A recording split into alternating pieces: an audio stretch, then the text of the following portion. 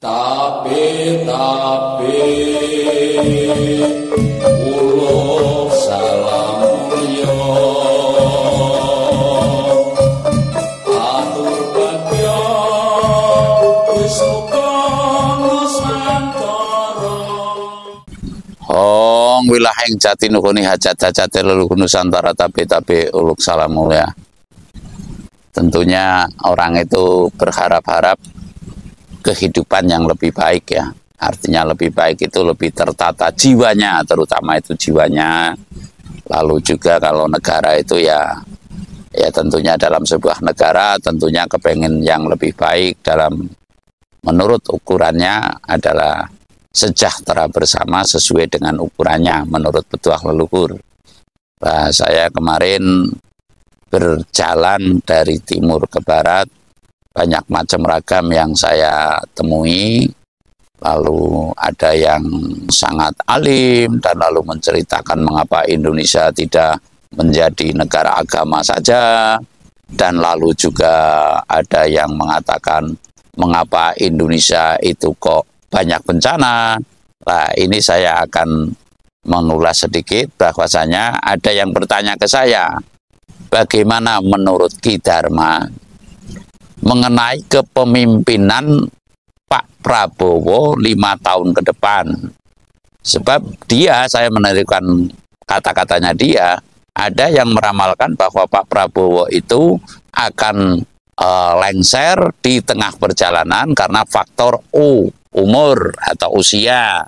Ya, ini tentunya kesempatan emas untuk Mas Gibran Raka Buming menjadi presiden secara otomatis.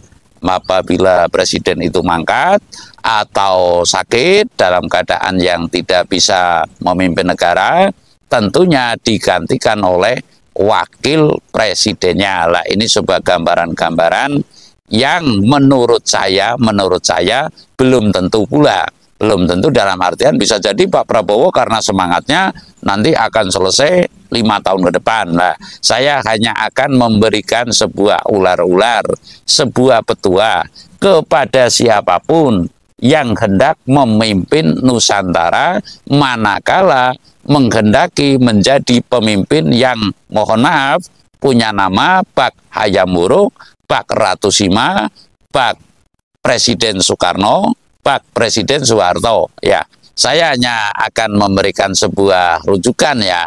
Yang namanya pemimpin Nusantara itu berbeda dengan pemimpin mancanegara. Sekali lagi, pemimpin Nusantara itu berbeda dengan pemimpin mancanegara. Mengapa? Nusantara itu dari zaman dahulu kala, dari zaman Aji Saka, lebih dikenal adanya Hangitungo paweling kaki sabdo palon pamong nuswantara haniksa kasengsarane.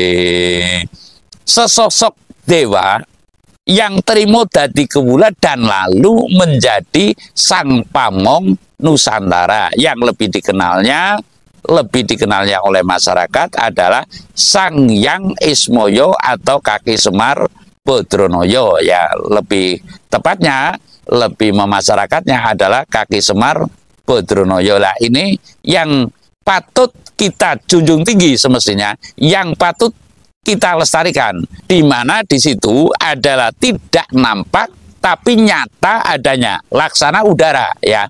Laksana udara atau angin itu tidak nampak namun nyata adanya dan bisa kita rasakan. Sekali lagi, angin itu tidak nampak namun bisa kita rasakan. Lah, begitupun adanya pangreh gaib Sang Pamong Nusantara. Lah, saya akan mengatakan bahwa saya bisa jadi Pak Prabowo itu nanti di pertengahan masa jabatan itu akan lengser ya, akan lengser dan lalu digantikan oleh Mas Gibran Rakabuming. Namun saya akan memberikan rujukan yang bahwasanya semua itu tergantung kepada Sang Pamong Nusantara. Ya, saya mengatakan di sini yang bahwasanya tidaklah itu Mas Gibran Rakabuming, tidaklah itu Pak Prabowo. Saya boleh merasa dong bahwa belum mendapat restu Sang Pamong Nusantara. Dan saya mengatakan yang bahwasanya kemungkinan kepemimpinan Pak Prabowo ke depan juga hanya, mohon maaf, ya hanya linier seperti kepemimpinan Pak SBY. Ya, itu kan programnya muluk-muluk banget. Ya, nyatanya juga hambalang umpamanya. Seperti kepemimpinan Pak Jokowi umpamanya. Itu kan juga luar biasa bagi para penggemar taruhlah. Sekarang kan nggak ada, menurut saya nggak ada pecinta atau pasukan berani mati, adanya itu penggemar. Termasuk saya juga adanya penggemar ya. Artinya kalau yang militan betul berani terjun ke samudra yang sedalam-dalamnya hingga tidak ada yang paling dalam karena tahu misi dan visinya. Nah sekarang penggemar itu gemar karena sering mendapat proyek umpamanya, gemar sering mendapat raskin umpamanya dan sebagainya. Lah ini kan penggemar ya.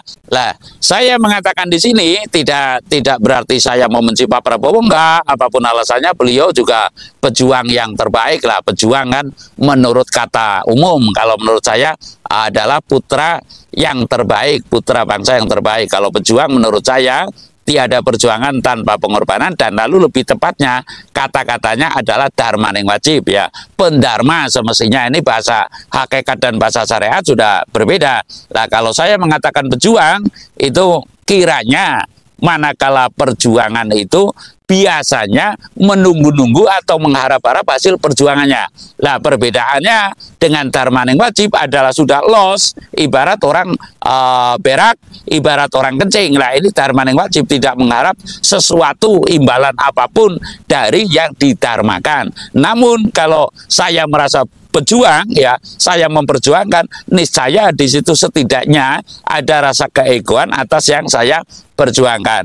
Lah, saya kembali kepada Pak Prabowo yang bahwasanya menurut saya Pak Prabowo belum mendapat restu Sang Pamong Nusantara.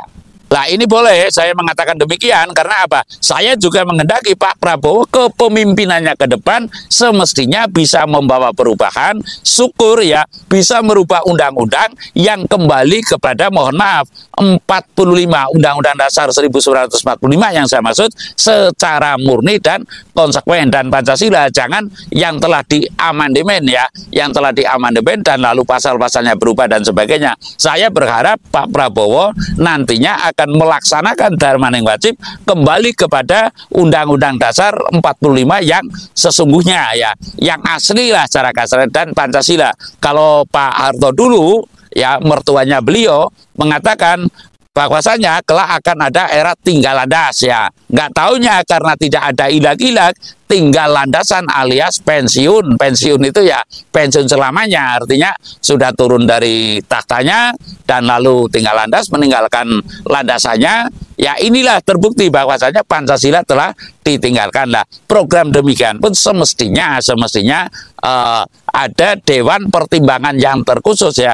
Kalau dulu Pak Harto mengatakan demikian karena telah lepas daripada Romo Sudiat Prawirokusumo. Manakala masih beliau dipandu oleh Sudiat Prawirokusumo, Romo Sudiat Prawirokusumo, saya tidak akan memberikan slogan era tinggal landas. Lah saya berharap kepada Pak Prabowo untuk bisa mengembalikan ya kepada Undang-Undang Dasar yang murni ya, yang seasli-aslinya Undang-Undang Dasar tahun 1945.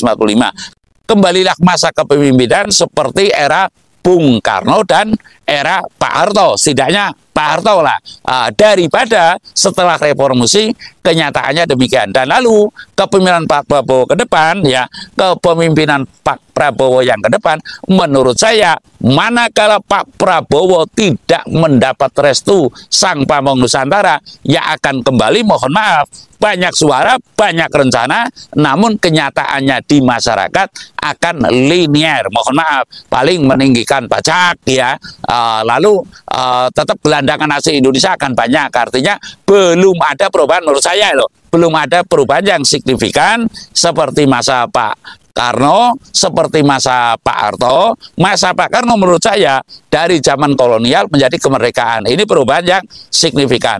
Masa Pak Harto bisa swasembada pangan, dan lalu jelas statementnya Repelita, rencana pembangunan 5 tahun. Karena apa? Saya meyakini antara Pak Karno dan Pak Harto itu mendapat restu Sang Pamong Nusantara. Dengan apa bukti? Super Semar ini adalah Semar super. Ya, artinya restunya Semar yang super. Nah, ini suatu hal yang patut kita renungkan bahwasanya mengapa Pak Harto menjadi presiden itu karena Super Semar. Nah, saya menguraikan di sini tidaklah muluk-muluk.